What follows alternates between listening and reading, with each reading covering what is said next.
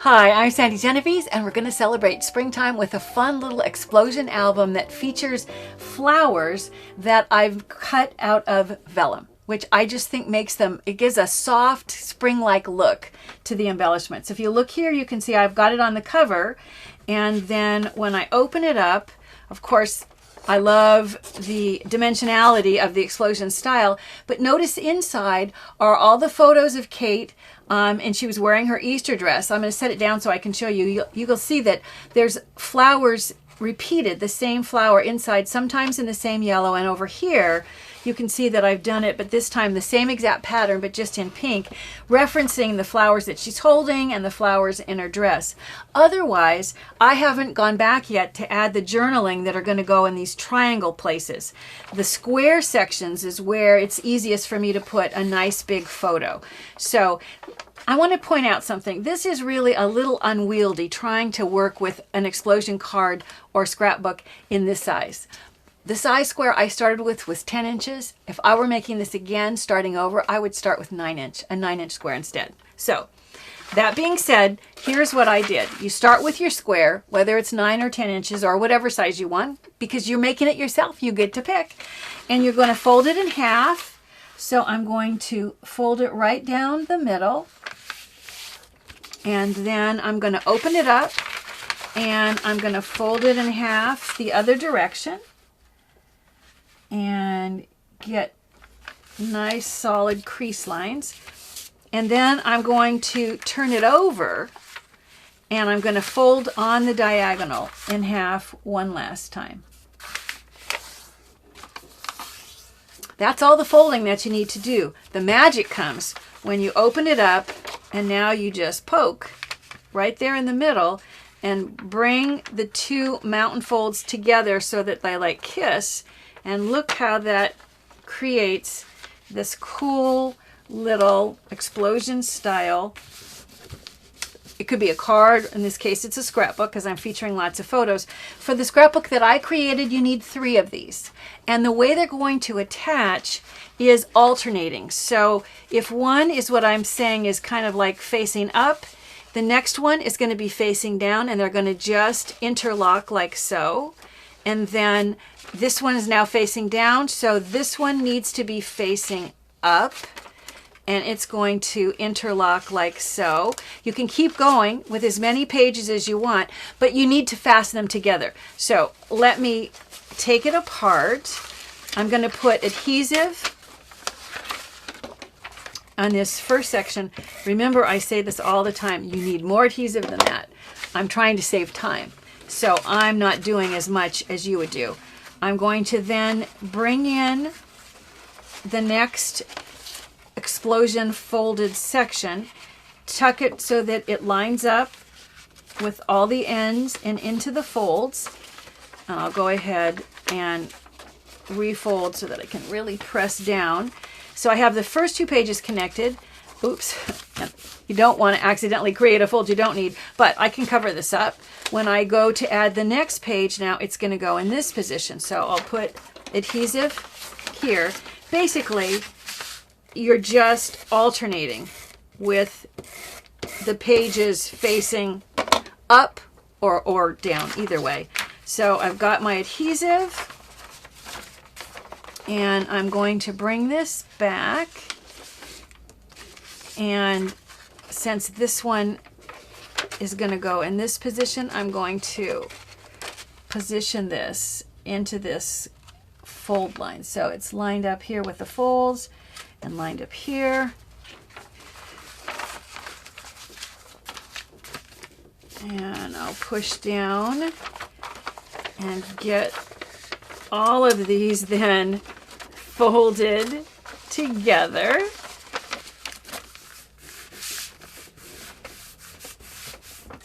So when you open it up, you end up with your explosion. So you have basically, as I mentioned, this one, this is where it overlaps. So this one was facing up, this one's facing down, this one's facing up, and you can see right where it overlaps. It's really simple to do. I know working with 10-inch squares is really probably just too big, and it makes it a little clumsy to work with. But at this point, let's talk about the cover. So I'm going to fold it back up, and I'm going to place a front and a back cover. Well, I want the covers, because they're going to protect all the stuff inside, I want them to be thick. So I've used super thick chipboard, and I've just taken some scrapbook pattern paper that I liked with kind of a craft and a black pattern, and I've cut it to the same size.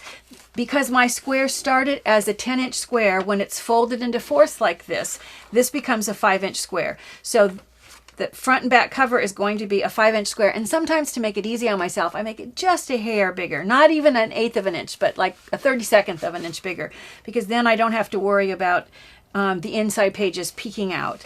But before I attach this to the front and the back, I think it's easiest to decorate it while it's loose. So let me show you what I did. I bring back my original, and you can see I want to start with this vellum flower, because I think these are easy and fun to do.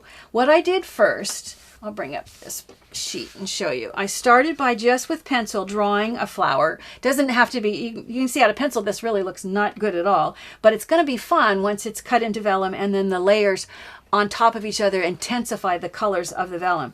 So I want to take this and I want to cut it out of vellum. Vellum, because it's see-through, the adhesive matters. If you put adhesive on in pieces, it kind of shows. That's why when I use vellum, I use the Xyron machine to add my adhesive. This is a cool thing I saw at CHA, and it's a different dispenser. I'm going to turn it so you can see. I'm going to just place my paper. It gives you this new fun size. I'm going to place the paper in this end, so that it's now going to, and I'll see if I can just turn this back around. Then all I have to do is just pull this through. It's kind of like if you were familiar with the X dispenser, but it's a nice big size. And then I'm going to just use that edge as my tear edge. I'm going to go back, peel off this protection that's on the front here. So peel this off, and what I'm left with is a really cool piece of vellum that's ready now for me to layer. So I would take the pattern, and I'm going to go ahead and I'll lay it down, and I'll use my scissors to cut around this outside edge. So if I just get rid of this extraneous that's kind of in the way paper, take my pattern, I'm going to start with an edge. So I think I'm going to trim this like to right where I want to start it. So that's where I want to line this up with the edge of my vellum. And I'm going to go ahead and I'm going to start, and you can staple this on the outside edges. I usually don't, I just hold on to it. And I'm going to just cut, remember it's a flower, the petals aren't meant to be perfect, so kind of have fun with it. I'm going to just hold it in position while I roughly use the pattern, and I'm cutting around the outside. I'm ignoring and just cutting the entire outside perimeter of the petals on this flower. I was thinking of a poppy when I drew it, one of my favorites. So notice I've just gone around the outside edges, and when I pull this off, you can see, it doesn't look that much like a flower yet. Here is one that I've also done. Then I'm going to take this same pattern, I'll run more vellum through my Xyron so that I have adhesive on the back, place it down, and this time I'm going to take the scissors and I'm just going to cut around the inside petals like so. That's how I got this second piece. And then I'll take the same pattern and a deeper shade of yellow and use it to cut out the final section, the center of the flower. So in order for those colors to really, for the vellum to show it's at its finest, you need to overlap the colors. So I'm going to peel off the backing, find a straight edge, and I'll lay it down, just lining it up with the end of the paper, and stick it down.